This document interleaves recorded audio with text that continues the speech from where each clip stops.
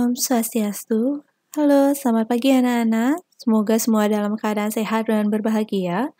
Pada kesempatan kali ini, Ibu akan mempresentasikan materi bab 2, yaitu tentang gerak dan gaya.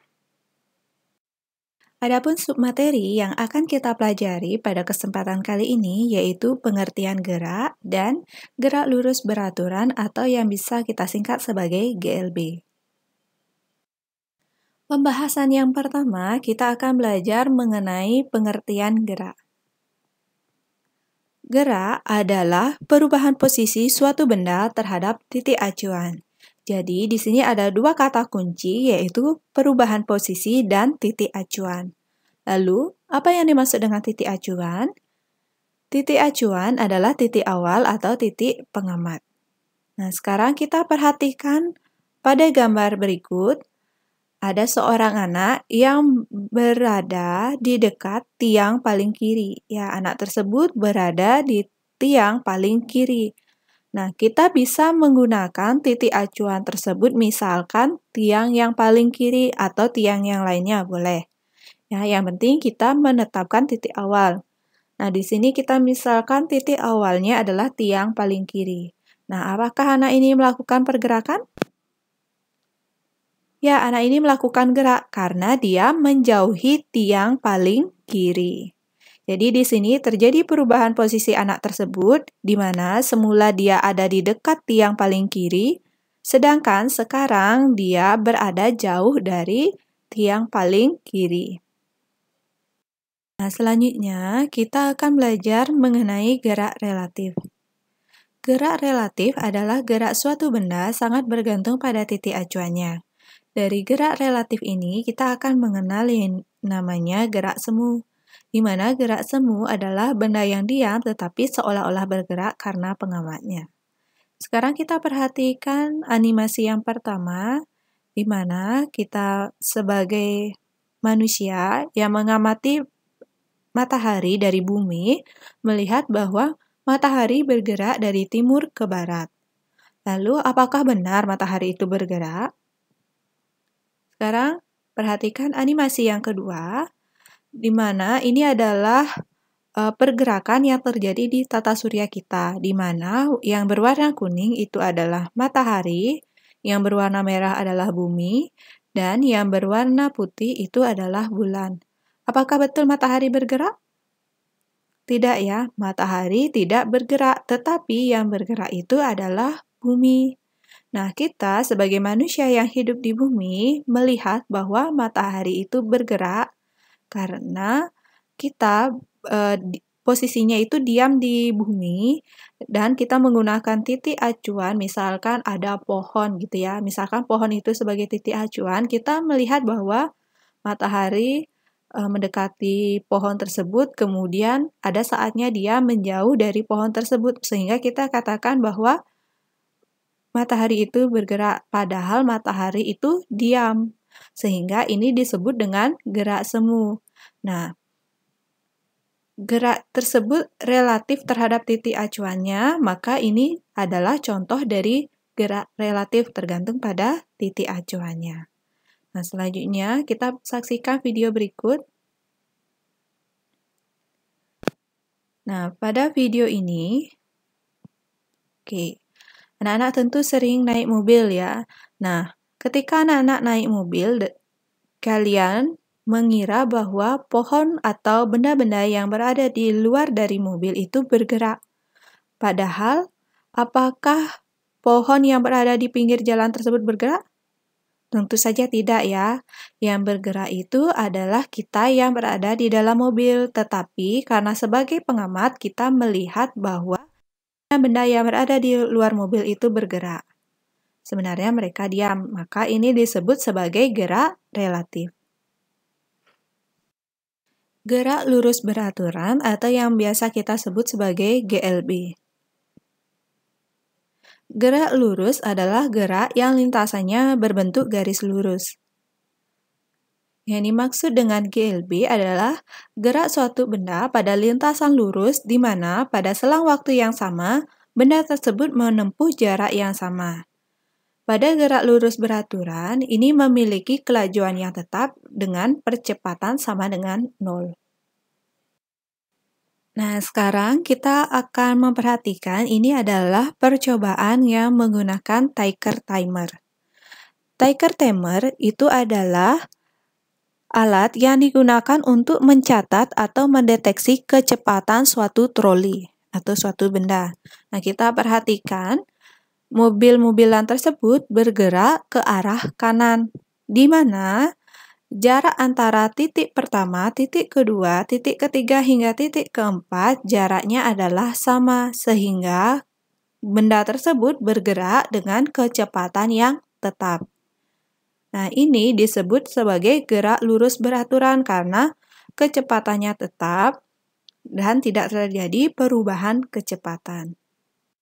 Adapun rumus dari menghitung gerak lurus beraturan yang berkaitan dengan GLB yaitu S sama dengan V kali T, V sama dengan S per T, T sama dengan S per V, di mana S itu adalah jarak dalam satuan meter, V adalah kecepatan dalam satuan meter per sekon, dan T adalah waktu dalam satuan sekon, di mana jarak itu adalah kecepatan dikalikan waktu, kecepatan adalah jarak dibagi waktu, dan waktu itu adalah jarak dibagi dengan kecepatan. Contoh soal, sebuah mobil menempuh jarak 20 km dalam waktu 30 menit. Berapakah kecepatan mobil tersebut? Nah, sebelum kita menjawab pertanyaan ini, ada baiknya kita mengingat kembali konversi satuan. Nah, ini adalah tangga satuan, di mana jika naik satu tangga, kita bagi dia dengan 10 dan turun satu tangga itu kita kali 10. Nah, untuk cara menghafalnya, kita gunakan ya, kita ingat dengan kucing hitam dalam mobil, Desi cantik, mondar, mandir. Itu cara mengingat satuan. Nah, dalam satuan SI itu menggunakan satuan MKS, di mana M itu adalah meter, K itu adalah kilogram, dan S itu adalah sekon. Di mana 1 kilometer itu sama dengan 1000 meter. Atau 1 meter itu sama dengan 1 per 1000 kilometer.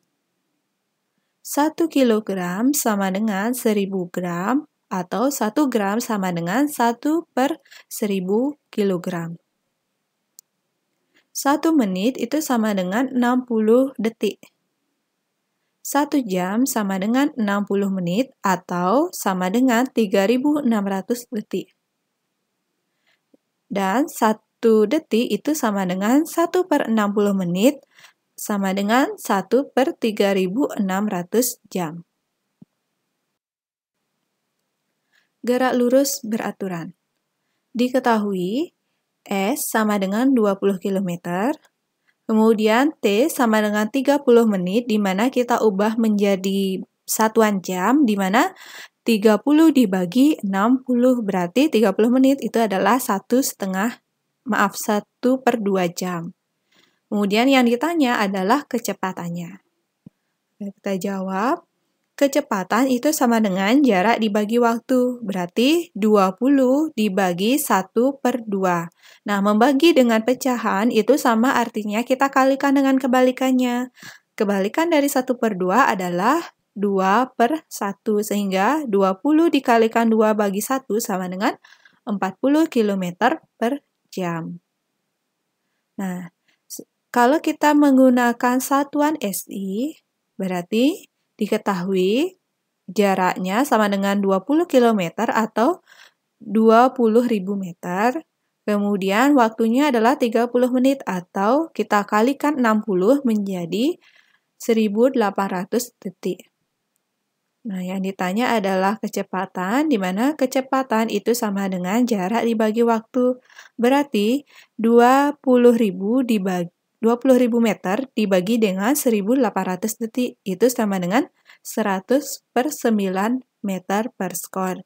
Walaupun hasilnya berbeda, tetapi sebenarnya nilainya sama ya. Ini bergantung pada satuan yang anak-anak gunakan. Nah, untuk menjawabnya nanti disesuaikan dengan permintaan dari soal. Selanjutnya, contoh yang kedua, Adi mengendarai sepeda motor dengan kecepatan 45 km per jam. Jarak yang ditempuh Adi selama 1 menit adalah... Nah, dari soal ini yang diketahui adalah kecepatan itu sama dengan 45 km per jam. Waktu itu sama dengan 1 menit, di mana 1 menit itu adalah 1/60 jam. Ditanya yaitu jarak.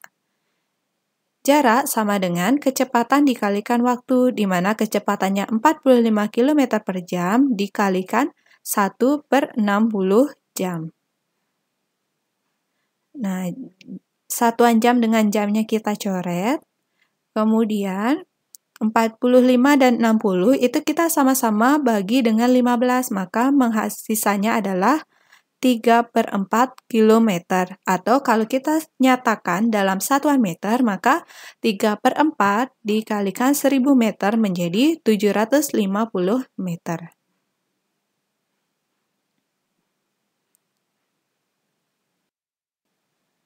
Selanjutnya, contoh yang ketiga, Budi pergi ke sekolah naik sepeda. Jarak dari rumah ke sekolah adalah 1,8 km dan kecepatan sepedanya konstan sebesar 3 meter per sekon.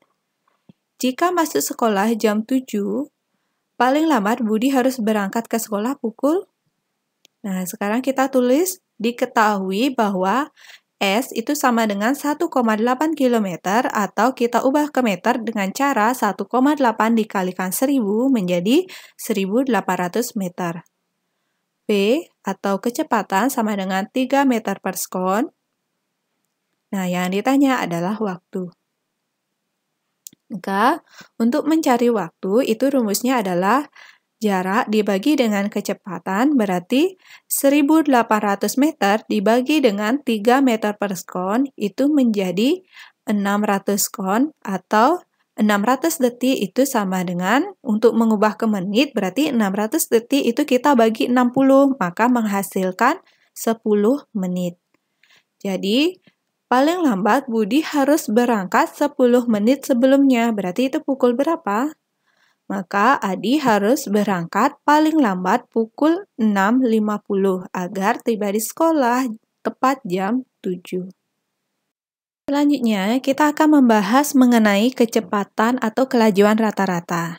Nah, di sini anak-anak pasti bertanya-tanya ya, apa bedanya kecepatan dengan kelajuan? Nah, kelajuan itu adalah suatu besaran skalar di mana kelajuan itu hanya memiliki nilai saja. Misalkan, kelajuan motor tersebut adalah 50 meter per sekon. Nah, di mana pada kelajuan ini hanya memiliki nilai yaitu 50 meter per sekon. Sedangkan kecepatan itu adalah besaran vektor, di mana dia memiliki nilai dan juga memiliki arah. Contohnya, kecepatan suatu motor 50 meter per sekon ke arah timur. Jadi bedanya itu ya, kalau kelajuan itu adalah besaran skalar, sedangkan kalau kecepatan itu adalah besaran vektor. Saat kita bergerak dengan kecepatan yang berubah-ubah, maka dapat ditentukan kecepatan rata-ratanya, di mana kecepatan atau kelajuan rata-rata adalah hasil bagi total jarak yang ditempuh dengan total waktu tempuh. Di mana rumusnya adalah V, ya, rumusnya adalah kecepatan rata-rata sama dengan total jarak tempuh dibagi dengan total waktu tempuh.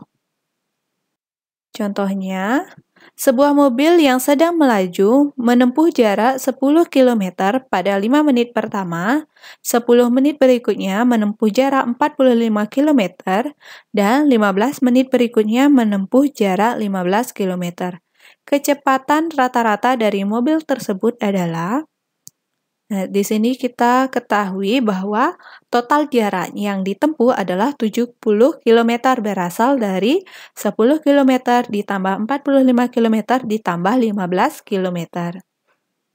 Kemudian, total waktu tempuhnya adalah 30 menit berasal dari 5 menit ditambah 15 menit ditambah 10 menit. Atau 30 menit itu sama dengan 1/2 jam. Yang ditanya adalah kecepatan rata-ratanya. Nah, dijawab, kecepatan rata-rata itu sama dengan total jarak tempuh dibagi dengan total waktu tempuh. Berarti 70 km dibagi 1/2 jam, itu sama dengan 140 km per jam. Jadi, kecepatan rata-rata dari mobil tersebut adalah 140 km per jam. Baik, demikian penjelasan materi dari Ibu. Untuk pembelajaran selanjutnya, kita akan belajar mengenai GLBB dan hukum Newton.